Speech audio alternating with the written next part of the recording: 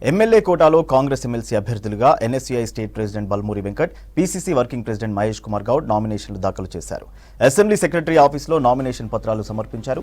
ఈ కార్యక్రమానికి deputy CM బట్టి విక్రమార్క, మంత్రులు ఉత్తమ్ కుమార్ రెడ్డి, పొంగులేటి శ్రీనివాస్ రెడ్డి, విప్ బీర్లా ఐలయ్య, ఎమ్మెల్యేలు రాజగోపాల్ రెడ్డి, వివేక్ వెంకటస్వామి హాజరయ్యారు. పార్టీలో కష్టపడ్డ వారికి గుర్తింపు ఉంటుందన్నారు మంత్రి ఉత్తమ్ కుమార్ రెడ్డి. మహేష్ కుమార్ గౌడ్ వెంకట్ను పెద్దల సభకు ఇందుకు ఉదాహరణ అని చెప్పారు. వీరిద్దరి ఎన్నిక ఏకగ్రీవం అవుతుందని భావిస్తున్నామన్నారు ఉత్తమ్.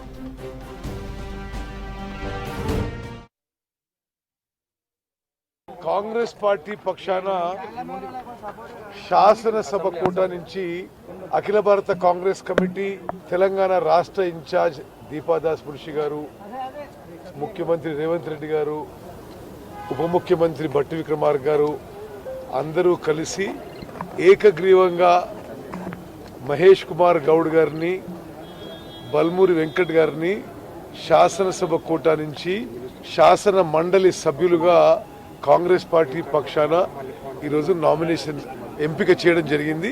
వ్యక్తిగతంగా పార్టీ పరంగా నేను చాలా సంతోషిస్తున్నాను.